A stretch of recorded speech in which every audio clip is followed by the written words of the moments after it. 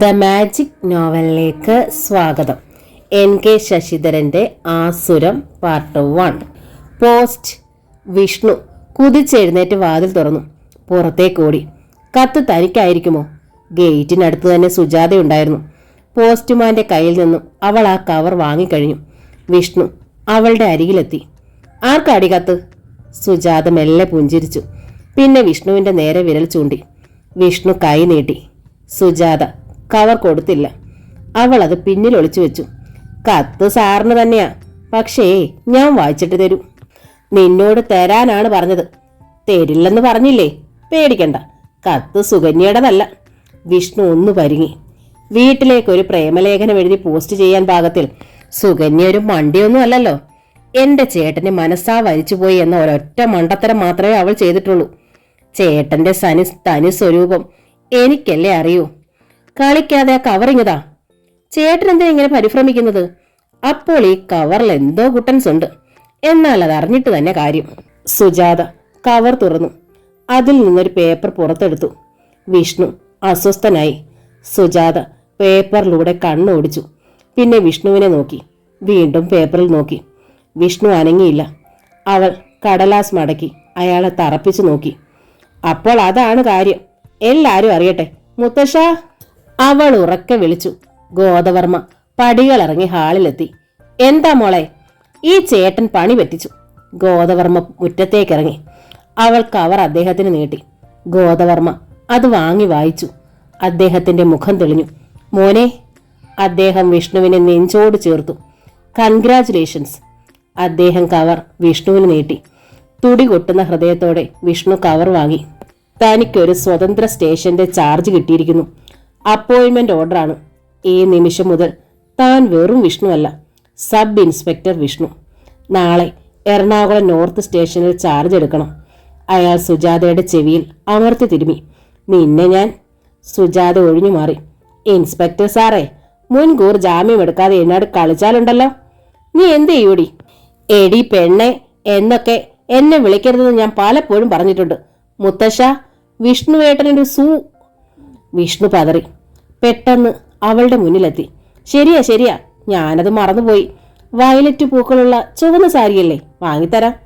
സുജാത ചിരിച്ചു. ഗോദവർമ്മ ഒന്നും മനസ്സിലാവാതെ രണ്ടുപേരെ മാറി മാറി നോക്കി. സുവോ, എന്താണത്? മുത്തശ്ശ, അതീ വിഷ്ണുവേട്ടൻ. ഓർമ്മ വന്നു. ചുവന്ന പൂക്കളുള്ള വയലറ്റ് സാരി. പിന്നെ? സുജാത ചിരിച്ചു. ചുവന്ന പൂക്കളുള്ള വയലറ്റ് സാരിയല്ല, വയലറ്റ് പൂക്കളുള്ള ചുവന്ന സാരി. ഗോദവർമ്മ സുജാതയെ നോക്കി. നീ എന്തോ പറഞ്ഞല്ലോ, സൂവെന്നോ മറ്റോ? വിഷ്ണു വിളറി. അത് എനിക്കൊരു സുഹൃത്തിനെ കാണാനുണ്ടെന്ന് പറഞ്ഞതാ. ഗോദവർമ്മ വിഷ്ണുവിനെ തറച്ചു നോക്കി. പിന്നെ മെല്ലെ പറഞ്ഞു. അതിനു മുമ്പ്. അദ്ദേഹം നിർത്തി. പിന്നെ മുഖം കുനിച്ച് മൃദുവായി തുടർന്നു. സുഭദ്ര ഇപ്പോൾ താഴേക്ക് വരും. വിഷ്ണുവിന്റെ മുഖം മങ്ങി. കുറച്ചു നേരത്തേക്ക് ആരും ഒന്നും മിണ്ടിയില്ല. അവളുടെ സമ്മതത്തോടെ നിനക്ക് ജോയിൻ ചെയ്യാനാവില്ല. ആ നിലയ്ക്ക് അത് വേണ്ടെന്ന് വെക്കുന്നതല്ലേ നല്ലത്. ഈ വീട്ടിൽ നിന്ന് ഇനി ഒരു പോലീസ് ഉദ്യോഗസ്ഥനുണ്ടാവാൻ നിന്റെ അമ്മ അനുവദിക്കില്ല. ചിന്തിക്കുമോനെ. എനിക്ക് ചിന്തിക്കാനൊന്നുമില്ല. ഞാൻ തീരുമാനിച്ചു കഴിഞ്ഞു. സുഭദ്ര, മുത്തച്ഛൻ അമ്മയെ പറഞ്ഞു മനസ്സിലാക്കണം. വിഷ്ണുവിന്റെ ഏറ്റവും വലിയ ആഗ്രഹമാണെന്ന് പറയണം. ആ ഭാരം ഞാൻ തന്നെ ഏറ്റെടുക്കണോ മോനെ? വേണം. ഇതെന്റെ സ്വപ്നമാണ്. DYSP രാമചന്ദ്രന്റെ മകന് അച്ഛന്റെ ശേഷക്രിയ ചെയ്യാൻ ആരുടെ സമ്മതം ആവശ്യമില്ല, അമ്മയുടെ പോലും. വിഷ്ണു തിരിഞ്ഞു നടന്നു. പൂമുഖത്തെ ചുവരിൽ ഫ്രെയിം ചെയ്ത് വെച്ചിട്ടുള്ള അച്ഛന്റെ ഫോട്ടോയിലേക്ക് ഒരു നിമിഷം നോക്കി. ഗോദവർമ്മയും സുജാതയും പരസ്പരം നോക്കി. ഗോദവർമ്മ വിളിച്ചു. വിഷ്ണു. വിഷ്ണു മിണ്ടിയില്ല. അയാൾ പല്ലുകൾ ചേർത്ത് ഞെരിച്ചു. ആ കണ്ണുകൾ കത്തുകയായിരുന്നു. അയാൾ മനസ്സിൽ അപ്പോൾ ഹാളിൽ പുതപ്പിച്ച് കിടത്തിയിട്ടുള്ള അച്ഛന്റെ ചേതനയറ്റ ചിത്രമായിരുന്നു. വെള്ളപ്പുതപ്പിൽ അവ്യക്ത ചിത്രങ്ങൾ പോലെ ഒട്ടനവധി ചോരപ്പൂക്കൾ. ആ ശരീരത്തിലേക്ക് ആദ്യത്തെ വെടിയുണ്ട ഉതിർന്നത് ഏത് തോക്കിൽ നിന്നാണ്? ആരുടെ വിരലുകളാണ് ട്രികളിൽ ആഞ്ഞമർന്നത്? വിഷ്ണു. ഗോദവർമ്മ വീണ്ടും വിളിച്ചു. വിഷ്ണു മെല്ലെ തിരിഞ്ഞു. അയാൾ വിദൂരതയിലേക്ക് കണ്ണു നട്ട് മെല്ലെ പറഞ്ഞു. മരിച്ചുപോയ നല്ല മനുഷ്യരുടെ ആത്മാവുകൾക്ക് ശാന്തി ലഭിക്കണമെങ്കിൽ എള്ളും പൂവും ചന്ദനവും ഉപയോഗിച്ചുള്ള കർമ്മങ്ങൾ ചെയ്യണമെന്ന് മുത്തശ്ശനാണ് എന്നെ പഠിപ്പിച്ചത്. അതിനോടൊപ്പം ഞാൻ മറ്റൊന്നുകൂടി ചേർക്കും. അച്ഛനെ അങ്ങനെയാക്കിയവരുടെ ചോരത്തുള്ളികൾ കൂടി എള്ളും പൂവും ചന്ദനവും ആ ചോരത്തുള്ളികളിൽ മുക്കി തർപ്പണം ചെയ്യുമ്പോഴേ ഉദരക്രിയകൾ പൂർത്തിയാവൂ. അമ്മയോട് മുത്തശ്ശൻ തന്നെ സംസാരിക്കണം. വിഷ്ണുവിന്റെ ആഗ്രഹത്തിന് എതിര് നിൽക്കരുതെന്ന് പറയണം. ഗോദവർമ്മ വിഷ്ണുവിനെ തന്നെ ശ്രദ്ധിക്കുകയായിരുന്നു. നിന്റെ തീരുമാനത്തിന് മാറ്റമില്ലേ? ഇല്ല. സുഭദ്ര നേരിട്ട് പറഞ്ഞാലും? വിഷ്ണു ചിരിച്ചു. മുത്തശ്ശന് ഇനി എന്നെ മനസ്സിലായിട്ടില്ലേ? ഗോദവർമ്മ അയാളുടെ തോളിൽ സ്പർശിച്ചു. നിന്നെ ഞാൻ മാത്രമേ മനസ്സിലാക്കിയിട്ടുള്ളൂ. എന്റെ രാമദാസിനെ അങ്ങനെ തന്നെ പറിച്ചു വെച്ചിരിക്കുകയല്ലേ. രൂപത്തിൽ മാത്രമല്ല, ഭാവത്തിലും ബാക്കിലും നടത്തയിലുമെല്ലാം അവനും ഇങ്ങനെയായിരുന്നു. താൻ പിടിച്ച മുയലിന് 3 കൊമ്പ്. ഈ പിടിവാശിയാണ് അവനെ. ഗോദവർമ്മയുടെ സ്വരം ഇടറി. അവനെ എന്നിൽ നിന്ന് അകറ്റിയത്. മുൻപിൽ നോക്കാതെ ചാടിയിറങ്ങും അന്നും ഇന്നും. അദ്ദേഹം നിർത്തി. പിന്നെ വിഷ്ണുവിനെ നെഞ്ചോട് ചേർത്തു. മുത്തശ്ശൻ നിനക്കൊരിക്കലും എതിരാവില്ല. ഈ വയസ്സൻ നിനക്ക് എല്ലാ ഭാവുകങ്ങളും നേരുന്നു. അശാന്തമായ എൻ്റെ മനസ്സിന് ശാന്തി വേണം. ഈ കണ്ണുകൾ അടയുന്നതിന് മുമ്പ് എൻ്റെ ദാസിനെ കൊന്നവൻ്റെ ശവം എനിക്ക് കാണണം. അതിലേക്ക് കാറി തുപ്പണം. കാലുകൊണ്ടത് തട്ടിയെറിയണം. എനിക്ക് ഉറക്കെ പൊട്ടിച്ചിരിക്കണം. നിനക്കത് കഴിയും, എനിക്ക് ഉറപ്പുണ്ട്. നിന്റെ കയ്യോ വളരുന്നത് കാലോ വളരുന്നതെന്ന് നോക്കി നോക്കി മുത്തശ്ശൻ കാത്തിരുന്നത് ഈ ഒരു ദിവസത്തിന് വേണ്ടിയാണ്. ആ കണ്ണുകളിൽ നീർ നിറയുന്നത് വിഷ്ണു കണ്ടു. മോനെ, എല്ലാം തുടങ്ങാൻ നിനക്ക് എന്തെങ്കിലും ഒന്ന് വേണ്ടേ? മുത്തശ്ശന് കുറേ കാര്യങ്ങൾ പറയാനുണ്ട്. നാളെ നീ യൂണിഫോം ഇട്ട് എൻ്റെ മുന്നിൽ വരുമ്പോൾ ഞാനത് പറയാം. 20 കൊല്ലം പുറകിലേക്കാണ് നിനക്ക് യാത്ര ചെയ്യാനുള്ളത്. ആദ്യം മുതൽ എല്ലാം ചികഞ്ഞ് പുറത്തെടുക്കേണ്ടി വരും. തെളിവുകൾ സമർത്ഥമായി നശിപ്പിക്കേണ്ടിട്ടുണ്ടാവും. പോസ്റ്റ്മോർട്ടം റിപ്പോർട്ട് ഒരിക്കലും കിട്ടിയെന്ന് വരില്ല. അന്വേഷണ റിപ്പോർട്ടുകൾ ഏതെങ്കിലും ഒരു ഫയലിനുള്ളിൽ ചിതലുകൾ തിന്നു തീർത്ത് കഴിഞ്ഞിട്ടുണ്ടായിരിക്കും. ഒന്നും ബാക്കിയുണ്ടാവാനിടയില്ല. നീ എവിടെ തുടങ്ങും എൻ്റെ കുട്ടി? കഴുകന്മാർ ഇപ്പോഴും കാത്തിരിക്കുന്നുണ്ടാവും. ഈ വീട്ടിലെ ഓരോ ചലനവും ശ്രദ്ധിക്കുന്നുണ്ടാവാം. അടി പതറരുത്. നീ തനിച്ചാണ്. അവർ ഒട്ടേറെ പേരുണ്ടാകാം. അച്ഛൻ്റെ ശരീരത്തിൽ ഒരു നുള്ളു മണ്ണ് വാരിയിട്ട ഒരാളെങ്കിലും ജീവിച്ചിരിപ്പുണ്ടെങ്കിൽ അയാൾ ആരായിരുന്നാലും എനിക്ക് പ്രശ്നമല്ല. ചോരയിൽ കുതിർന്ന ഈ വിഷ്ണുവിന്റെ ശവശരീരം എന്നെങ്കിലും അമ്മയ്ക്ക് കാണേണ്ടി വരും. പക്ഷേ അതിനു മുമ്പ് അച്ഛൻ്റെ നേരെ തോക്കുയർത്തിയ കൈകൾ വെട്ടി മാറ്റിയിരിക്കും. അതിന് കൂട്ടുനിന്നിരുന്നവർ ഈ ഭൂമിയിൽ നിന്ന് പോയി കഴിഞ്ഞിരിക്കും. സുജാത നടുങ്ങി. അവൾ വിഷ്ണുവിന്റെ കയ്യിൽ കടന്നു പിടിച്ചു. മെല്ലെ കൈകൾ വിടർത്തി. വിഷ്ണു പുഞ്ചിരിച്ചു. ഈ വിഷ്ണു ജനിച്ചത് അതിനുവേണ്ടി മാത്രമാണ്. പിന്നീടൊന്നും പറയാതെ അയാൾ അകത്തേക്ക് നടന്നു. സുജാത മുത്തശ്ശനെ കെട്ടിപ്പിടിച്ചു. അച്ഛനെ പോലെ ഏട്ടനും നമുക്ക് നഷ്ടപ്പെടുവോ മുത്തശ്ശ? ഗോദവർമ്മ അവളെ മൃദുവായി തലോടി. നമ്മൾ ആരും തടഞ്ഞാൽ അവൻ നിൽക്കില്ല മോളെ. വിഷ്ണു രാമദാസിന്റെ മകനാണ്. സുഭദ്ര അസ്വസ്ഥയായി കട്ടിലിൽ തിരിഞ്ഞു മറിഞ്ഞു കിടന്നു. നീണ്ട 20 വർഷം ഓർമ്മകൾ വിടാതെ പിന്തുടർന്നു. നീണ്ട കാലയളവിന് പോലും ആ ഓർമ്മകളെ മറയ്ക്കാനായില്ല. വർഷങ്ങൾ കഴിയും തോറും അവയ്ക്ക് തെളിച്ചം കൂടി വരുന്നതല്ലാതെ മങ്ങലുണ്ടാകുന്നില്ല. ചോരയിൽ കുതിർന്ന ശരീരം ഇപ്പോഴുമുണ്ട് മുന്നിൽ. 4 ദിവസം അബോധാവസ്ഥയിലായിരുന്നല്ലോ. ഉയർന്ന പോലീസ് ഉദ്യോഗസ്ഥന്മാർ വന്നു, മന്ത്രിമാർ വന്നു. കുറ്റവാളികൾ ആരായാലും കണ്ടെത്തി ശിക്ഷിക്കുമെന്ന് ഉറപ്പും തന്നു. എന്നിട്ട് കുറ്റവാളികൾ ഒരു പോറൽ പോലും ഏൽക്കാതെ ഇന്നും എവിടെയോ ഒളിച്ചിരിക്കുന്നു. ഇനി ഒരിക്കലും അവരെ കണ്ടെത്താനാവില്ല. ഡിവൈഎസ്പി രാമദാസിനെ എല്ലാവരും മറന്നു കഴിഞ്ഞു. തൻ്റെ മനസ്സിലൊഴികെ അദ്ദേഹം എവിടെ ഉണ്ടാവില്ല. അദ്ദേഹത്തിൻ്റെ ഈ കുട്ടിമാളുവിന് മറ്റൊന്നും ഓർക്കാനില്ലല്ലോ. കുട്ടിമാളു. സുഭദ്ര വേദനയോടെ ചിരിച്ചു. മനസ്സിനുള്ളിലിരുന്ന് അദ്ദേഹം മന്ത്രിക്കുന്നു. മറ്റുള്ളവരുടെ മുന്നിൽ വെച്ചേ നീ എനിക്ക് സുഭദ്രയാവൂ. ഞാനും നീയും മാത്രമുള്ള ഇതുപോലുള്ള നിമിഷങ്ങളിൽ നീ എനിക്ക് എന്നും കുട്ടിമാളുമായിരിക്കും. സുഭദ്ര മെല്ലെ എഴുന്നേറ്റു. വിഷ്ണുവിന്റെ മനസ്സ് ഒരു തുറന്ന പുസ്തകമായിരുന്നു ഇതുവരെ. ഈ ഇടയായി അവൻ തന്നോടൊന്നും പറയാറില്ല. പക്ഷേ തനിക്കറിയാം, ഉള്ളിൻ്റെ ഉള്ളിൽ അവനൊരു സ്വപ്നം താലോലിക്കുന്നുണ്ട്. അച്ഛനെപ്പോലെ തന്നെ ഒരു പോലീസ് ഓഫീസർ ആവാനാണ് അവൻ ആഗ്രഹിക്കുന്നത്.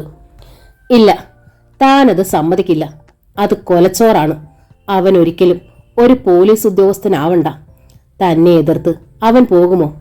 വിഷ്ണു പോലീസ് യൂണിഫോം അണിയുന്ന ആ ദിവസം താൻ മരിച്ചു കഴിഞ്ഞിരിക്കും. അമ്മയുടെ ശവത്തെ മറികടന്ന് അവൻ പോകുമോ? പുറത്ത് ഒരു ബൈക്ക് ബ്രേക്കിട്ട് നിന്നു. ഓർക്കാപ്പുറത്ത് ആ ശബ്ദം കേട്ടപ്പോൾ സുഭദ്ര ഞെട്ടിപ്പോയി. സുഭദ്ര ശ്രദ്ധിച്ചു. ബൈക്കിൽ നിന്ന് ആരോ ഇറങ്ങി. ഷൂസിന്റെ ശബ്ദം അടുത്തടുത്ത് വരുന്നു. അയാൾ ഗേറ്റ് വലിച്ചു തുറന്നു. ഈയിടെയായി ഗേറ്റ് വല്ലാതെ ശബ്ദിക്കുന്നുണ്ട്. അസഹ്യമാണ് ആ ശബ്ദം. ഈർച്ച വാൾ കൊണ്ട് കീറി മുറിക്കുന്നത് പോലെ. വിഷ്ണു പറയാറുണ്ട്, ഇപ്പോൾ ഈ വീട്ടിൽ കോളിംഗ് ബെല്ലിന്റെ ആവശ്യമില്ല. ഗേറ്റ് തുറന്നാൽ മതി. ആരോ വന്നുവെന്ന് ഈ സിറ്റി മുഴുവൻ അറിയും. ഒരു ഗുണം കൂടിയുണ്ട്, കള്ളന്മാരാരും നമ്മുടെ വീടിന്റെ 4 അയൽപ്പക്കത്ത് വരില്ല. അവനെല്ലാം ഒരു തമാശയാണ്. നാളെ തന്നെ കൊളുത്തുകളിലെല്ലാം അല്പം എണ്ണ പുരട്ടണം. വന്നയാൾ ഒതുക്കുകൾ കയറി വാതിലിനടുത്തെത്തിക്കഴിഞ്ഞു. ഇപ്പോൾ ബെൽ ശബ്ദിക്കും. സുഭദ്ര മനസ്സിൽ ഓർത്തതേയുള്ളൂ. ബെൽ ശബ്ദം മുഴങ്ങി. വിഷ്ണുവിന്റെ കൂട്ടുകാരാരെങ്കിലും ആവും. ബെൽ തുടരെ മുഴങ്ങുന്നു. ആരും വാതിൽ തുറക്കുന്നില്ല. ഈ വീട്ടിലുള്ളവരെല്ലാം എവിടെ പോയി? സുഭദ്ര തിടുക്കത്തിൽ പടികൾ ഇറങ്ങി ഹാളിന് നേരെ നടന്നു. ബെൽ ശബ്ദം കാതുകളിലേക്ക് തുഴഞ്ഞു കയറുന്നു. അലോസരപ്പെടുത്തുന്ന ശബ്ദം. അയാൾ ബെല്ലിൽ കൈയമർത്തി രസിക്കുകയാണോ? തീരെ മാനേഴ്സ് ഇല്ലാതെ. ഒന്നുറപ്പായി, വിഷ്ണുവിന്റെ ഏതോ അലവലാതി ഫ്രണ്ടാണ്. ആ തെമ്മാടിക്ക് 2 കൊടുക്കുകയാണ് വേണ്ടത്. ഈ വീട്ടിൽ വിഷ്ണു മാത്രമേ ഉള്ളുവെന്നാണോ അയാൾ കരുതുന്നത്? സുഭദ്രയ്ക്ക് കലശലായ ദേഷ്യം വന്നു. ആരായാലും 2 വാക്ക് പറഞ്ഞിട്ട് തന്നെ കാര്യം. അമ്മയ്ക്ക് തീരെ മാനേഴ്സ് ഇല്ലെന്ന് വിഷ്ണു പറയുമായിരിക്കും. പറയട്ടെ, എന്നാലെങ്കിൽ ഇതുപോലുള്ള കൂട്ടുകാരെ വീട്ടിൽ കയറ്റായിരിക്കുമല്ലോ. സുഭദ്ര വാതിലിന്റെ ബോൾട്ട് നീക്കി. വാതിൽ തുറന്ന് അവൾ ജ്വലിച്ചു. നിങ്ങൾ എന്തായി കാണിക്കുന്നത്? ഇവിടെ ചോദിക്കാനും പറയാനും. വാക്കുകൾ മുറിഞ്ഞു. അല്ല, വന്നയാളെവിടെ?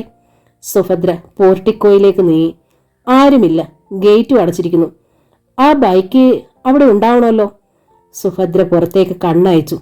അവൾ ചെറുതായെന്ന് നടുങ്ങി. ബൈക്കും കാണാനില്ല. അപ്പോൾ ആരും ഇവിടെ വന്നിട്ടില്ലേ? എല്ലാം തന്റെ തോന്നലായിരുന്നു. സുഭദ്ര അകത്തേക്ക് തന്നെ തിരിച്ചു നടന്നു. ആവശ്യമില്ലാതെ വെറുതെ ഓടിക്കിതച്ച് താഴെയെത്തി. മനസ്സിന്റെ ചെറിയൊരു വികൃതി, അത്ര തന്നെ. സുഭദ്ര മൃദുവായി പുഞ്ചിരിച്ചു. അവൾ സ്റ്റെയർ കേസിന് നേരെ നടന്നു. കുട്ടിമാളു.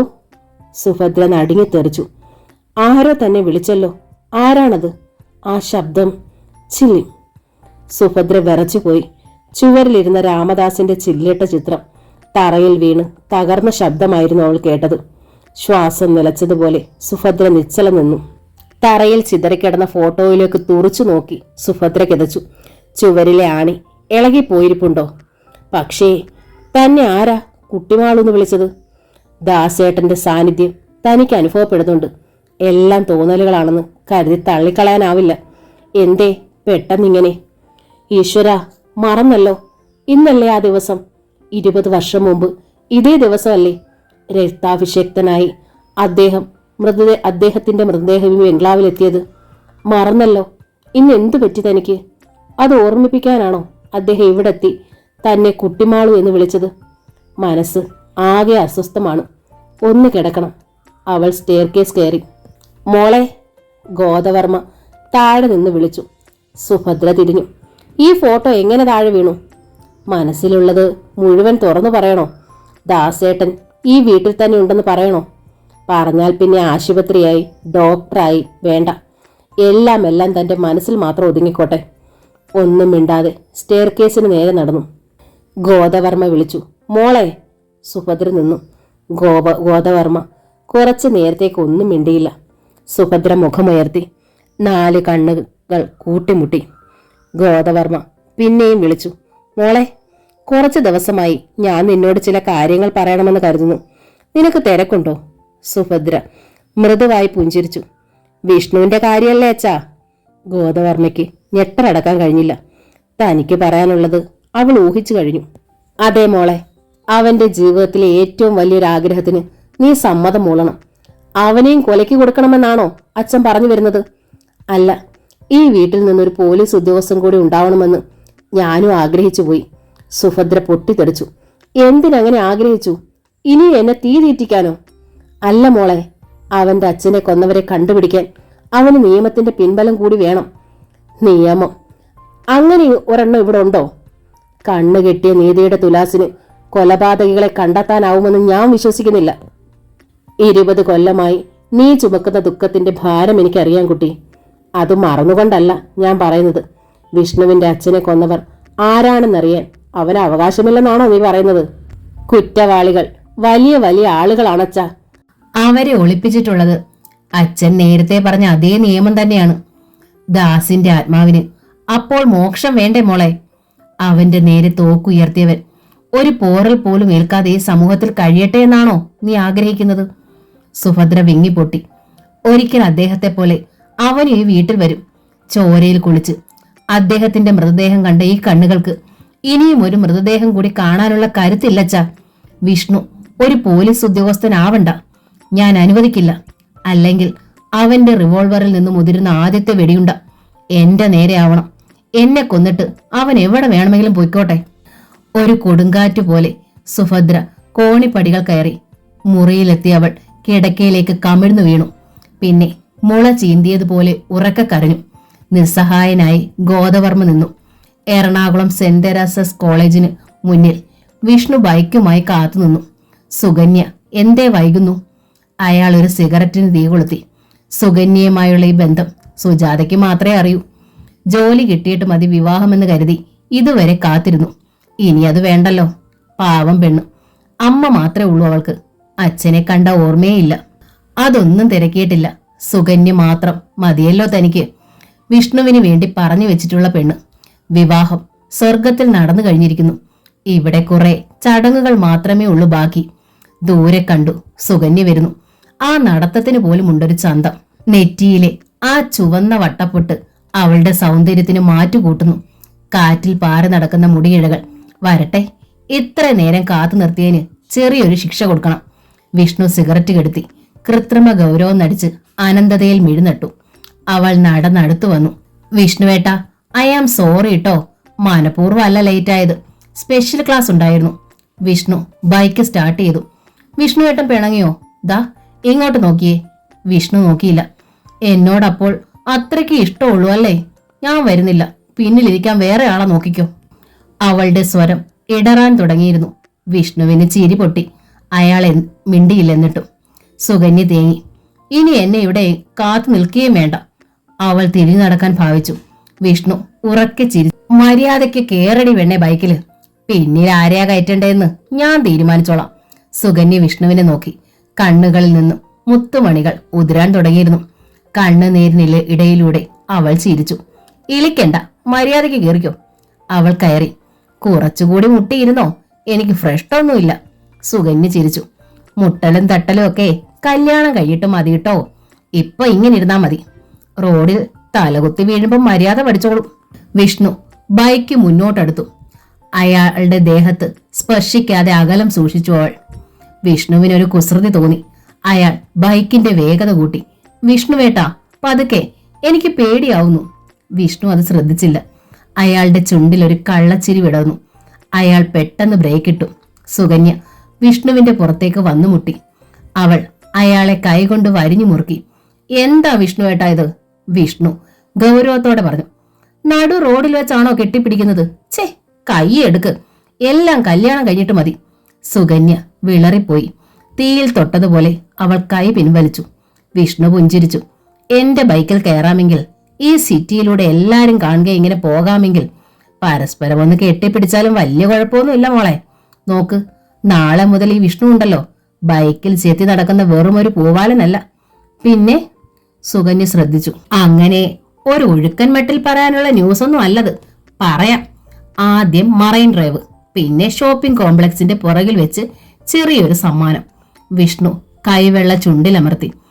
ഇങ്ങനെ എന്താ? സുകന്യ മുഖം കുനിച്ചു. മൗനം സമ്മതമല്ലേ? ചലോ. ബൈക്ക് മുന്നോട്ട് നീങ്ങി. സുകന്യ വലത് കൈകൊണ്ട് വിഷ്ണുവിനെ ചേർത്ത് പിടിച്ചു. ഗോദവർമ്മ ചിന്തിക്കുകയായിരുന്നു. ഏത് നിമിഷവും വിഷ്ണു എത്തും. യൂണിഫോം അണിഞ്ഞ് കുറെ കാര്യങ്ങൾ അവനോട് പറയാനുണ്ട്.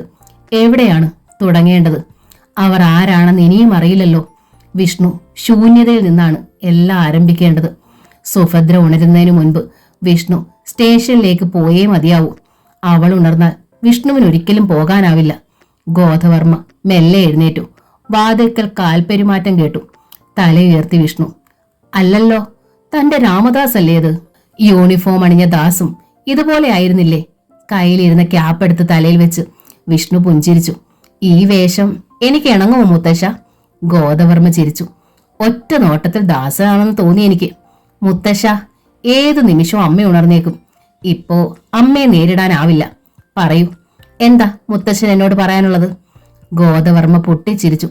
ചോദ്യവും പോലീസ് മുറയിൽ തന്നെ. പറയാം മോനെ, എല്ലാം പറയാം, നീ ഇരിക്കെ. കട്ടിലിൽ വിഷ്ണു ഇരുന്നു.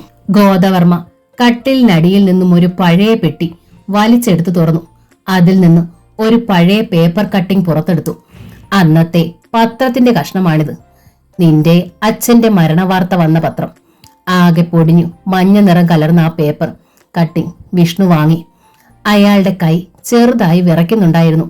പോലീസ് ഓഫീസർ വെടിയേറ്റു മരിച്ചു എന്ന വാർത്തയ്ക്ക് താഴെ രാമദാസിന്റെ ചിത്രം. വിഷ്ണു അത് നെഞ്ചോട് ചേർത്തു. ഗോദവർമ്മ മെല്ലെ പറഞ്ഞു തുടങ്ങി. ഡയറി പോലീസുകാർ കൊണ്ടുപോയി. അതിനി തിരിച്ചു കിട്ടാനിടയില്ല. തെളിവുകളെന്നും പറഞ്ഞ് അവർ അത് ഈ വീട് കീഴ്മേൽ മറിച്ചു. ഇപ്പോൾ തോന്നുന്നു കുറ്റവാളികളെ രക്ഷിക്കാൻ ശ്രമിക്കുകയായിരുന്നു പോലീസെന്ന്. എല്ലാം വാരി വലിച്ചു പുറത്തിട്ടു. കിടക്ക കുത്തി കീറി കക്കൂസിന്റെ സ്ലാബ് വരെ ഇളക്കി നോക്കി. വിഷ്ണു തിരക്കി. അപ്പോൾ അവർ എന്തോ തേടുകയായിരുന്നു അല്ലേ? അതെ മോനെ, അവർ തേടുകയായിരുന്നു. ഏതാണ്ട് 5 കൊല്ലക്കാലം തേടിക്കൊണ്ടേയിരുന്നു. എന്താണ് അവർക്ക് വേണ്ടിയിരുന്നത്? ഒരു ബ്രീഫ് കേസ്. എന്തായിരുന്നു അതിനുള്ളിൽ? അറിയില്ല. പക്ഷെ ഒന്നുറപ്പാണ്, വില പിടിച്ച എന്തോ ഒന്ന് അതിനുള്ളിലുണ്ടായിരുന്നു. അല്ലെങ്കിൽ അവർ കൂടെ കൂടെ വരുമായിരുന്നില്ലല്ലോ. എനിക്കതിനെക്കുറിച്ച് ചിലത് അറിയാമെന്ന് അവർ ധരിച്ചു. എന്നെ ഭീഷണിപ്പെടുത്തി. ചോദ്യം ചെയ്യാനെന്ന പേരിൽ അജ്ഞാത സ്ഥലങ്ങളിൽ കൊണ്ടുപോയി. ഓർക്കുമ്പോൾ ഇപ്പോഴും നടുങ്ങുന്നു. കൂടുതലൊന്നും പറയുന്നില്ല. അവർ എന്നെ തല്ലി ചതച്ചു. ഗോദവർമ്മ നിർത്തി. വിഷ്ണു മെല്ലെ തിരക്കി. അവരിൽ ഒരാളുടെയെങ്കിലും പേരറിയാമോ മുത്തശ്ശന്? ഒരു സർക്കിൾ ഇൻസ്പെക്ടർ മുറിയിൽ വരുമായിരുന്നു. ശേഖരൻ സാർ എന്ന് അയാളെ ആരോ വിളിക്കുന്നത് കേട്ടു. വിഷ്ണു മനസ്സിൽ ആ പേര് എഴുതി അടിവരയിട്ടു. ശേഖരൻ. അവർ തേടിയിരുന്നത് ഒരു ബ്രീഫ് കേസാണെന്ന് മുത്തശ്ശൻ എങ്ങനെ മനസ്സിലായി? ഗോദവർമ്മ അനന്തതയിൽ കണ്ണു നട്ടു. പിന്നെ യാന്ത്രികമായി തുടർന്നു. ഒരു ദിവസം വെളുപ്പിന് അവൻ എന്റെ മുറിയിൽ വന്നു. എന്നെ വിളിച്ചുണർത്തി. യൂണിഫോം ധരിച്ച് ഒരു യാത്രയ്ക്കുള്ള ഒരുക്കത്തിലായിരുന്നു. അവൻ എങ്ങോട്ടാണെന്ന് ഞാൻ തിരക്കി. ഇന്നെനിക്ക് സ്പെഷ്യൽ ഡ്യൂട്ടിയാണ്. എയർപോർട്ടിൽ നിന്നൊരു വൻ തോക്ക് വന്നിറങ്ങും. വൻ തോക്കോ? അതെന്തൊരു തോക്കാണടാ? മനസ്സിലാകുന്ന ഭാഷയിൽ പറഞ്ഞതാ.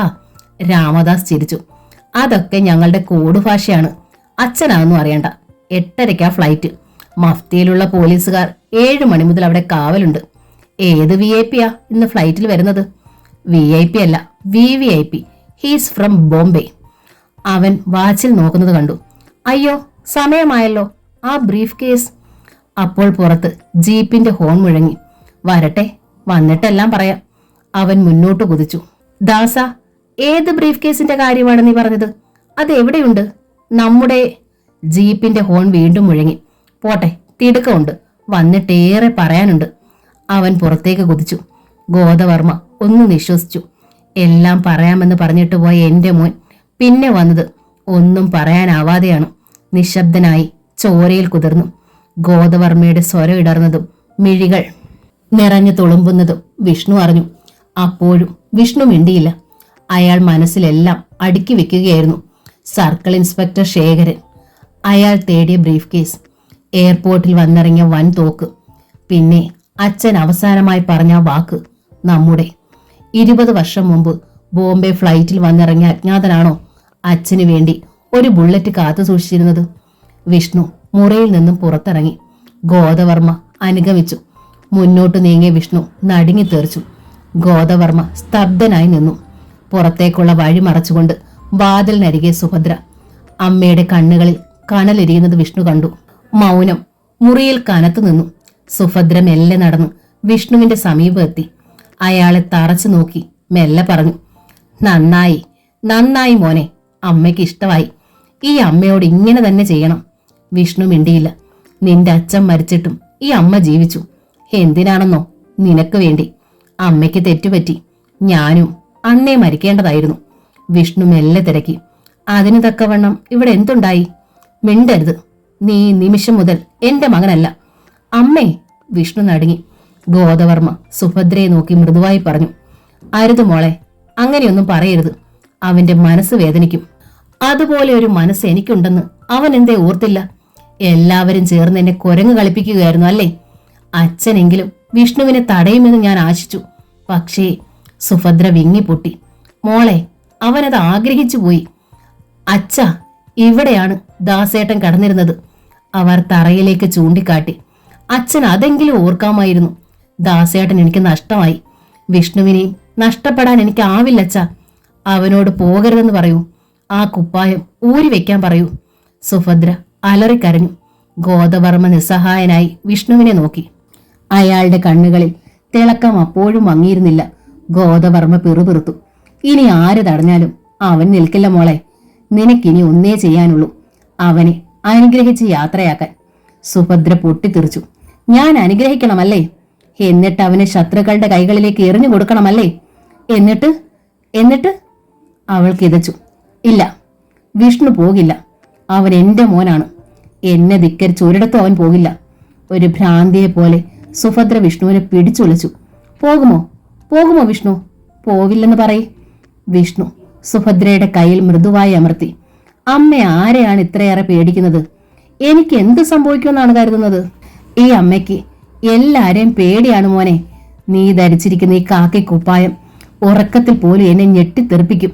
അത് കാണുമ്പോൾ ഒരു ശവക്കാച്ചിയാണ് ഓർമ്മ വരുന്നത്. വിഷ്ണു സുഭദ്രയുടെ കൈ മൃദുവായി വേർപെടുത്തി. അമ്മ ക്ഷമിക്കണം, എനിക്ക് മാപ്പ് തരണം. ഞാൻ ഈ വഴി തെരഞ്ഞെടുത്തു പോയി. എന്റെ അച്ഛന്റെ വഴി.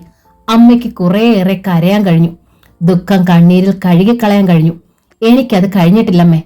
എന്റെ കണ്ണിൽ കണ്ണീരില്ല. അവിടെ ഇപ്പോൾ തീയാണുള്ളത്. അച്ഛന്റെ ഓർമ്മകളിൽ കടന്നു വരുമ്പോഴൊക്കെ അത് ആളിക്കത്തും. കത്തിപ്പടർന്ന് ഒരഗ്നികുണ്ഡമാവും. സമയമായി. കഴിയുമെങ്കിൽ അമ്മ എന്നെ അനുഗ്രഹിക്കേ. ഇല്ലെങ്കിൽ എനിക്കതിനുള്ള ഭാഗ്യമില്ലെന്ന് ഞാൻ കരുതും. വിഷ്ണു അമ്മയെ നോക്കി പുഞ്ചിരിച്ചു. സുഭദ്ര ചലിച്ചില്ല. വിഷ്ണു മെല്ലെ കുനിഞ്ഞ് അമ്മയുടെ പാദങ്ങളിൽ തൊട്ടു. പിന്നെ മെല്ലെ പുറത്തേക്ക് നടന്നു. ഗേറ്റിനരികെ സുജാത നിന്നിരുന്നു. അവളുടെ കണ്ണിലും കണ്ണുനീരുണ്ടായിരുന്നു. വിഷ്ണു അവളെ നോക്കി പുഞ്ചിരിച്ചു.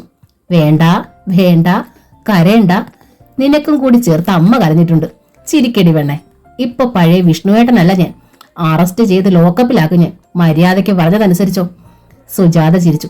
അത് മറ്റേ പാർട്ടി വരുമ്പോ മതി. നമ്മുടെ ആ പാർട്ടി എന്നേ ലോക്കപ്പിലായി കഴിഞ്ഞു. വിഷ്ണു ബൈക്ക് സ്റ്റാർട്ട് ചെയ്തു. സുജാത ഗേറ്റ് തുറന്നു കൊടുത്തു. ബൈക്ക് മുന്നോട്ട് നീങ്ങി. വിഷ്ണു കണ്ണിൽ നിന്നും മായുന്നത് വരെ അവൾ നോക്കി നിന്നു. പിന്നെ മനസ്സിൽ മന്ത്രിച്ചു, ഈശ്വര, എന്റെ വിഷ്ണുവേട്ടന് നല്ലതു മാത്രം വരുത്തണേ. അവൾ അകത്തേക്ക് കടന്നു. ബൈക്ക് ഹൈവേയിലൂടെ പായുകയായിരുന്നു. ശിഥിലമായ കുറെ ഓർമ്മകളും വിഷ്ണുവിനെ പിന്തുടർന്നു. അമ്മയുടെ കാതരമായ മുഖം മനസ്സിൽ നിന്നും മായുന്നതേയില്ല. എല്ലാവർക്കും ഭയമാണ്. തനിക്ക് എന്തെങ്കിലും സംഭവിക്കുമോ എന്ന ഭയം. ആരെയും കുറ്റപ്പെടുത്താനാവില്ല. നന്നേ ചെറുപ്പത്തിൽ തന്നെ വിധവയായ അമ്മയ്ക്ക് താങ്ങും തണലുമായി വിഷ്ണു മാത്രമല്ലേ ഉള്ളൂ. അച്ഛനെ കണ്ട ഓർമ്മയില്ല. എല്ലാം ഒരു മൂടൽപ്പഞ്ഞു പോലെ അത്രമാത്രം. എങ്കിലും മുത്തശ്ശൻ പകർന്നു തന്ന ഒട്ടനവധി ചിത്രങ്ങളുണ്ട്. ആരെയും കൂസാത്ത ഡിപ്പാർട്ട്മെന്റിലെ കരുത്തനായ ഒരു ഓഫീസർ, അഴിമതിക്കെതിരെ, അക്രമങ്ങൾക്കെതിരെ സന്ധ്യയില്ലാ സമരം പ്രഖ്യാപിച്ച DYSP രാമദാസ്. പിന്നൊരു ചിത്രം കൂടിയുണ്ട്. ഹാളിൽ വെള്ള പുതപ്പിനടിയിൽ ചോരയിൽ കുളിച്ച് നിത്യമായി ഉറങ്ങുന്ന അച്ഛൻ. ബോംബെ ഫ്ലൈറ്റിൽ വന്നിറങ്ങിയ അജ്ഞാതനെക്കുറിച്ച് സർക്കിൾ ഇൻസ്പെക്ടർ ശേഖരൻ അറിയാതിരിക്കില്ല. ഇന്നയാൾ സർവീസിലുണ്ടാകുമോ? ഉണ്ടാവുമെങ്കിൽ ഉയരങ്ങളിലായിരിക്കും. കൈയെത്താവുന്നതിലും അകലെയായിരിക്കും. ഡെയിലി ടൈംസിന്റെ മുന്നിലൂടെ ബൈക്ക് നീങ്ങി. വിഷ്ണു ഓർത്തു. അച്ഛന്റെ മരണവാർത്ത റിപ്പോർട്ട് ചെയ്ത പത്രം 20 കൊല്ലം മുമ്പുള്ള ഒരു മരണവാർത്തയെപ്പറ്റി അവർക്ക് എന്തെങ്കിലും പറയാനുണ്ടാകുമോ? വിഷ്ണു ബൈക്ക് നിർത്തി. പറയാൻ കഴിഞ്ഞേക്കും. അന്ന് വളരെയേറെ ശ്രദ്ധ പിടിച്ചു പറ്റിയ സംഭവമായിരുന്നല്ലോ DYSP രാമദാസിന്റെ മരണം. അയാൾ ബൈക്കിൽ നിന്നിറങ്ങി. ഗേറ്റിൽ വാച്ച്മാനുണ്ട്. പോലീസ് യൂണിഫോം അണിഞ്ഞ വിഷ്ണുവിനെ അയാൾ പകച്ചു നോക്കി. ആരെയും ശ്രദ്ധിക്കാതെ വിഷ്ണു അകത്തേക്ക് നടന്നു. കോറിഡോറിലൂടെ നടക്കുമ്പോൾ ഒട്ടേറെ കണ്ണുകൾ തന്നെ ശ്രദ്ധിക്കുന്നത് വിഷ്ണു അറിഞ്ഞു. അയാൾ ചീഫ് എഡിറ്ററുടെ ക്യാബിനിന് മുന്നിലെത്തി നിന്നു. ചുവരിൽ നെയിം ബോർഡുണ്ട്. Chief editor K. കാർത്തികേയൻ. ഒരു നിമിഷം വിഷ്ണു അനങ്ങാതെ നിന്നു. ഗ്ലാസ് ഡോറിനുള്ളിലൂടെ ചീഫ് എഡിറ്ററെ കാണാം. വിഷ്ണു മെല്ലെ വാതിലിൽ തട്ടി. അകത്തുനിന്നും ഘനഗംഭീരമായൊരു സ്വരമുയർന്നു.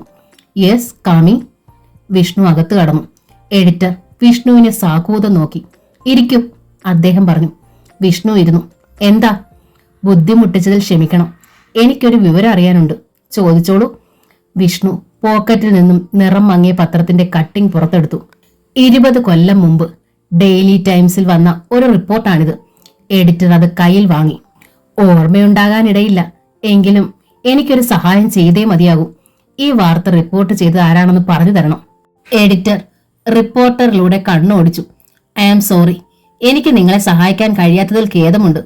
ഈ പത്രത്തിന് ഒരുപാട് റിപ്പോർട്ടർമാരുണ്ട്. ഒരു പ്രത്യേക വാർത്ത, അതും വർഷങ്ങൾക്ക് മുമ്പുള്ളത്. ആരാണ് റിപ്പോർട്ട് ചെയ്തതെന്ന് ഒരിക്കലും പറയാനാവില്ല. സർ, അങ്ങനെ പറയരുത്, എനിക്കത് കൂടിയേ കഴിയൂ. എഡിറ്റർ ചിരിച്ചു. നോക്കട്ടെ, ഞാൻ ഉറപ്പ് പറയില്ല, ശ്രമിക്കാം. ആട്ടെ, ഇപ്പോൾ എന്തിനാണ് അയാളെ അന്വേഷിക്കുന്നത്? അതൊരു കൊലപാതകമായിരുന്നു. അതെ, ഞങ്ങൾ അങ്ങനെയാണല്ലോ റിപ്പോർട്ട് ചെയ്തിട്ടുള്ളത്. കുറ്റവാളികൾ പിടിക്കപ്പെട്ടിട്ടില്ല, ആരെന്ന് പോലും അറിയില്ല. ശരിയായിരിക്കാം, പക്ഷേ ഈ വൈകിയ വേളയിൽ വൈകിപ്പോയി എന്ന് ആര് പറഞ്ഞു? എഡിറ്റർ വിഷ്ണുവിനെ തറച്ചു നോക്കി. നിങ്ങൾക്ക് ഈ കേസിൽ ഇത്രയേറെ താല്പര്യം തോന്നാൻ? വിഷ്ണു എഴുന്നേറ്റു. കൊല്ലപ്പെട്ടത് എന്റെ അച്ഛനായതുകൊണ്ട്. എഡിറ്റർ മിണ്ടിയില്ല. ഞാൻ വിഷ്ണു, ഡിവൈഎസ്പി രാമദാസിന്റെ മകൻ. ഉടൻ ഇവിടെ ചാർജ് എടുക്കും. Wish you all the best. എന്റെ എല്ലാ സഹായ സഹകരണങ്ങളും നിങ്ങൾക്കുണ്ടാവും. ശ്രമിക്കൂ. കുറ്റവാളികളെ കണ്ടെത്താൻ കഴിഞ്ഞാൽ പോലീസ് ഡിപ്പാർട്ട്മെന്റിന് തന്നെ അതൊരു നേട്ടമല്ലേ? Proceed mister Vishnu. ആ, ബൈ ദ ബൈ, ഞാനൊരു ഫോൺ നമ്പർ തരാം. 1 മിസ്റ്റർ ഹരി. ട്രൈ ചെയ്തു നോക്കൂ. പഴയ സിറ്റി റിപ്പോർട്ടർ ആയിരുന്നു. അയാളിപ്പോൾ ഉണ്ടോ മരിച്ചുപോയോ എന്നൊന്നും അറിയില്ല. പഴയ നമ്പറാണിത്. എഡിറ്റർ ഡയറി തുറന്ന് മറിച്ചു നോക്കി. ഒരു കടലാസിൽ നമ്പർ എഴുതി വിഷ്ണുവിന് നീട്ടി. വിഷ്ണു അത് വാങ്ങി. Thank you sir. ബുദ്ധിമുട്ടിച്ചതിന് ഒരിക്കൽ കൂടി മാപ്പ് ചോദിക്കുന്നു. ഇതൊന്നും ഒരു ബുദ്ധിമുട്ടല്ല മിസ്റ്റർ വിഷ്ണു. വിഷ്ണു പുഞ്ചിരിച്ചു. പിന്നെ മുറിക്ക് പുറത്തിറങ്ങി. അയാൾ കണ്ണിൽ നിന്നും മറയുന്നത് വരെ എഡിറ്റർ അനങ്ങിയില്ല. വിഷ്ണു അകന്നുവെന്നുറപ്പായപ്പോൾ എന്തോ നിശ്ചയിച്ചുറപ്പിച്ചതുപോലെ അയാൾ റിസീവർ കയ്യിലെടുത്തു. പിന്നെ ഏതോ ഒരു നമ്പർ ഡയൽ ചെയ്തു. അകലെ എവിടെയോ ബെൽ ശബ്ദിച്ചു. ആരോ ഫോൺ എടുത്തു. എഡിറ്റർ നേരിയ പുഞ്ചിരിയോടെ തിരക്കി. ഹലോ, വിക്ടർ ലീനസ് അല്ലേ? ഹരി. വിഷ്ണു മന്ത്രിച്ചു. സിറ്റി റിപ്പോർട്ടർ ആവുമ്പോൾ അയാൾക്കറിയാതിരിക്കില്ല. പക്ഷേ അയാൾ ജീവിച്ചിരിപ്പുണ്ടാവുമോ? ഈ പത്രത്തിന്റെ കട്ടിംഗ് കണ്ടാൽ പഴയ സംഭവം ഓർമ്മയിൽ വരാതിരിക്കില്ല. എത്രയെത്ര മരണവാർത്തകൾ അയാളുടെ കൈകളിലൂടെ കടന്നു പോയിട്ടുണ്ടാവും. പക്ഷേ വെറും ഒരു മരണവാർത്തയല്ലല്ലോ അത്. വെടിയേറ്റു മരിച്ച അതിസമർത്ഥനായ പോലീസ് ഉദ്യോഗസ്ഥന്റെ ഒരവ്യക്ത ചിത്രമെങ്കിലും അയാളുടെ മനസ്സിലുണ്ടാവാതിരിക്കില്ല. പോരാത്തതിന് കോളിളക്കം സൃഷ്ടിച്ച ഒരു കേസുമായിരുന്നല്ലോ അത്. അതേക്കുറിച്ച് കുറെ വിവരങ്ങളെങ്കിലും അയാൾ പറഞ്ഞു തരാതിരിക്കില്ല. അടുത്ത ബൂത്തിൽ നിന്ന് തന്നെ ഫോൺ ചെയ്യാം. മണി 9 ആവുന്നതേ ഉള്ളൂ.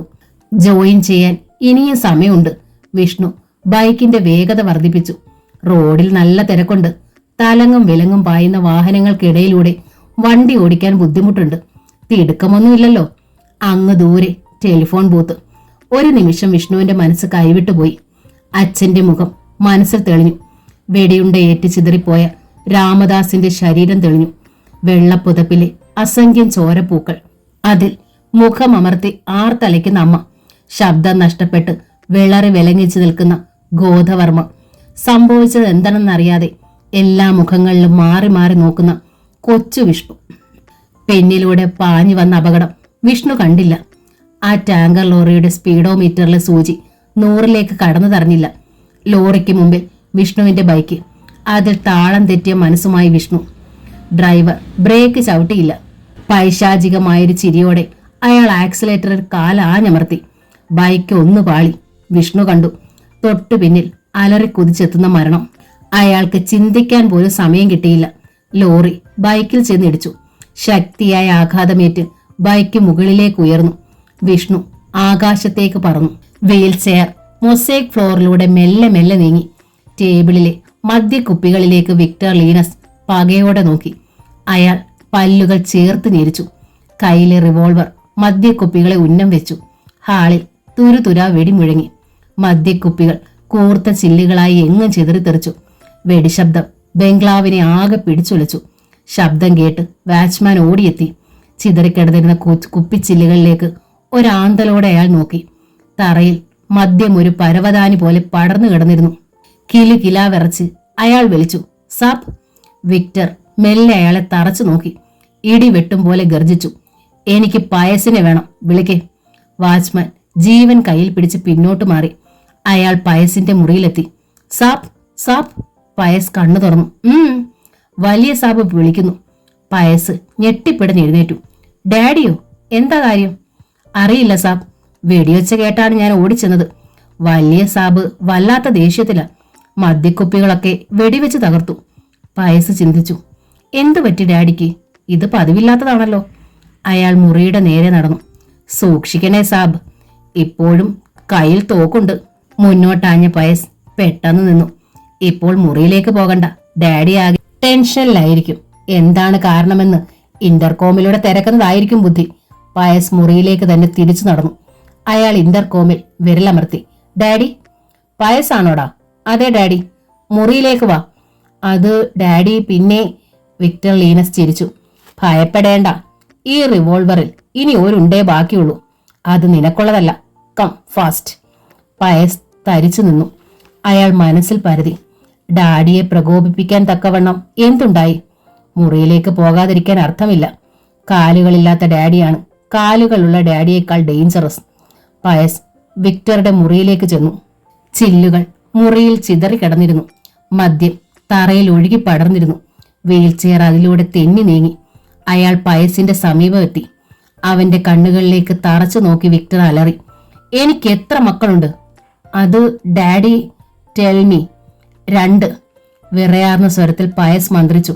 നഷ്ടപ്പെട്ട എന്റെ 2 കാലുകൾക്ക് പകരം അപ്പോൾ 4 കാലുകൾ അല്ലേ? പയസ് മിണ്ടിയില്ല. ഏലിയാസിനെ വിളിക്ക്. വിക്ടർ ലീനസ് അലറി. പയസ് വിറയലോടെ തിരിഞ്ഞു നടന്നു. നിൽക്ക്. പയസ് നിന്നുപോയി. ആരാണ് ആ ടാങ്കർ ലോറി ഓടിച്ചിരുന്നത്?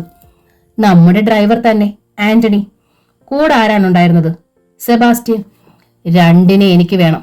ഏൽപ്പിച്ച ജോലി ഭംഗിയായി ചെയ്തതിന് അവാർഡ് കൊടുക്കാൻ. ഞാൻ വിളിപ്പിക്കാൻ ഡാഡി. വിക്ടർ പയസിനെ തറച്ചു നോക്കി. കൊണ്ടുപോയി 2 തട്ടിക്കളയടാ.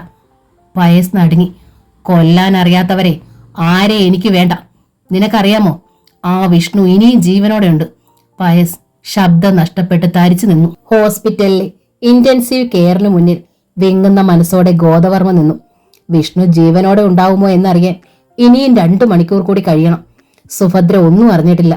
വിഷ്ണുവിന്റെ മരണവാർത്തയാണ് തനിക്ക് പറയേണ്ടി വരുന്നതെങ്കിൽ അവനെ ഒന്ന് കാണാൻ പോലും ഡോക്ടർ സമ്മതിച്ചിട്ടില്ല. പ്രശസ്തമായ ഹോസ്പിറ്റലാണിത്. ആ നിലയ്ക്ക് ഭയപ്പെടാനില്ല. വിഷ്ണുവിന്റെ ശരീരത്തിൽ ജീവന്റെ ഒരു അംശമെങ്കിലും തുടിക്കുന്നുണ്ടെങ്കിൽ തനിക്ക് അവനെ തിരിച്ചു കിട്ടും. അല്ലെങ്കിൽ ഗോദവർമ്മ മുഖം കുനിച്ചു. വിഷ്ണുവിന്റെ മരണവാർത്തയുമായി വീട്ടിലേക്ക് ചെല്ലുന്നതിൽ അർത്ഥമില്ല. സുഭദ്ര അത് സഹിക്കുമെന്ന് തോന്നുന്നില്ല. വിഷ്ണുവിനോടൊപ്പം അവളും. തലയ്ക്ക് പരിക്കുണ്ട്. തലയടിച്ചുള്ള വീഴ്ചയായിരുന്നല്ലോ. അവന്റെ ഒരു കാൽ. ഡോക്ടർ പ്രസാദിന്റെ വാക്കുകളാണ് ഓർമ്മയിൽ. വിഷ്ണു രക്ഷപ്പെട്ടാലും അയാൾക്ക് ഡ്യൂട്ടിയിൽ ജോയിൻ ചെയ്യാൻ കഴിയില്ല. I am sorry Mister Godavarma. അയാളുടെ വലതുകാൽ ഞങ്ങൾക്ക് മുറിച്ചു മാറ്റേണ്ടി വന്നു. ഗോദവർമ്മയുടെ കണ്ണുകൾ നനഞ്ഞു. കാലില്ലാത്ത വിഷ്ണു. അവന്റെ ലക്ഷ്യം ഇനി ഒരിക്കലും നിറവേറുകയില്ലല്ലോ. രാമദാസിന്റെ കൊലപാതകികളെ അവന് കണ്ടെത്താനാവില്ലല്ലോ. അവൻ സ്വപ്നം കണ്ടിരുന്ന ഇൻസ്പെക്ടർ പോസ്റ്റ് ഇനി അവന് ലഭിക്കില്ല. ഒരു കൊച്ചുകുട്ടിയെപ്പോലെ ഗോദവർമ്മ വിങ്ങി വിങ്ങി കരഞ്ഞു. ആ നിമിഷം വാതിൽ തുറന്ന് ഡോക്ടർ പ്രസാദ് കടന്നു വന്നു. ഗോദവർമ്മ പിടഞ്ഞെണീറ്റു. ഡോക്ടർ മൃദുവായി പുഞ്ചിരിച്ചു. You are lucky. ഇനി ഭയപ്പെടാനൊന്നുമില്ല. അപകടഘട്ടം അയാൾ തരണം ചെയ്തു കഴിഞ്ഞു. പൂർണ്ണമായ ബോധം വീണ്ടും കിട്ടിക്കഴിഞ്ഞു. നിങ്ങളെയാണ് അയാൾ ആദ്യം അന്വേഷിച്ചത്. അകത്തേക്ക് ചെല്ല്. ഗോദവർമ്മ അകത്തേക്ക് കുതിക്കാൻ ഭാവിച്ചു. ഡോക്ടർ അദ്ദേഹത്തിന്റെ തോളത്ത് സ്പർശിച്ചു. 1 സെക്കൻഡ്. കാല് നഷ്ടപ്പെട്ട കാര്യം അയാൾ ഇനിയും അറിഞ്ഞിട്ടില്ല. ഇപ്പോഴത് പറയണ്ട. നമുക്കത് സാവധാനം. ഗോദവർമ്മ മുഖം കുനിച്ചു. വിഷ്ണു കണ്ണുകൾ മെല്ലെ ചലിപ്പിച്ചു. ശരീരം മുഴുവൻ ഇടിച്ചു നുറുങ്ങിയതുപോലുള്ള വേദനയാണ്. എല്ലാം പെട്ടെന്നായിരുന്നല്ലോ. ആ ലോറി തന്നെ മനഃപൂർവ്വം ഇടിച്ചു തെറിപ്പിക്കുകയായിരുന്നു. മുത്തശ്ശൻ പറഞ്ഞത് ശരിയാണ്. ശത്രുക്കൾ രാമദാസിന്റെ ബംഗ്ലാവിലെ ഓരോ ചലനങ്ങളും അറിയുന്നു. നിഴല് പോലെ പിന്തുടരുന്നു. ചുവരുകൾ രഹസ്യം ചോർത്തിയെടുക്കാൻ ചെവി കൂർപ്പിച്ചു നിൽക്കുന്നു. തല അനക്കാനാവുന്നില്ലല്ലോ. കൈകൾ കുറേശ്ശെ ചലിപ്പിക്കാം. വലതുകാൽ അനങ്ങുന്നില്ല. അയാൾ നടുക്കത്തോടെ ചിന്തിച്ചു. അതവിടെ ഇല്ലെന്ന് വരുമോ? ഗോദവർമ്മ മെല്ലെ നടന്ന് അടുത്തു വന്നു.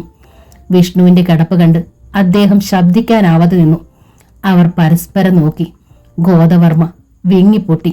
വിഷ്ണു, എന്റെ വിഷ്ണു. വിഷ്ണു പുഞ്ചിരിക്കാൻ ശ്രമിച്ചു. അയാൾ മെല്ലെ പറഞ്ഞു. കഴുകന്മാർ കാത്തിരിപ്പുണ്ട്. ഇപ്പോൾ എനിക്ക് ഉറപ്പായി. അമ്മ അറിഞ്ഞോ? ഗോദവർമ്മ വിതുമ്പലോടെ പറഞ്ഞു. ഞാൻ എന്ത് പറയും വിഷ്ണു? എങ്ങനെ പറയും? ഇതറിഞ്ഞാൽ അവൾ...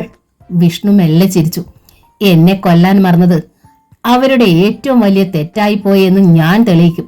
വിഷ്ണുവിന് ഒരു കാലും 2 കൈയുമുണ്ട്. ബാക്കി മതി. ഗോദവർമ്മ ഒന്നും മിണ്ടിയില്ല. എനിക്ക് അമ്മയെ കാണണമെന്നുണ്ട്. വിഷ്ണു മരിച്ചിട്ടില്ലെന്ന് പറയും മുത്തശ്ശ. അമ്മ വരാതിരിക്കില്ല. ഗോദവർമ്മ തലയാട്ടി. പക്ഷേ ഇവിടെ വരുമ്പോൾ അമ്മയുടെ കണ്ണുകളിൽ കണ്ണീരുണ്ടാവരുത്. വിഷ്ണു കണ്ണുകൾ അടച്ചു. ഗോദവർമ്മ ഒരു നിമിഷം കൂടി അവിടെ തന്നെ നിന്നു. വിഷ്ണു അനങ്ങുന്നില്ലെന്ന് കണ്ടപ്പോൾ അദ്ദേഹം തിരിഞ്ഞു നടന്നു. ആസുരം എന്ന നോവലിന്റെ ഈ ഭാഗം ഇവിടെ പൂർണ്ണമാവുകയാണ്. ഈ നോവൽ നിങ്ങൾക്ക് ഇഷ്ടമായെങ്കിൽ ലൈക്ക് ചെയ്ത്, ഷെയർ ചെയ്ത്, സബ്സ്ക്രൈബ് ചെയ്യണേ. താങ്ക്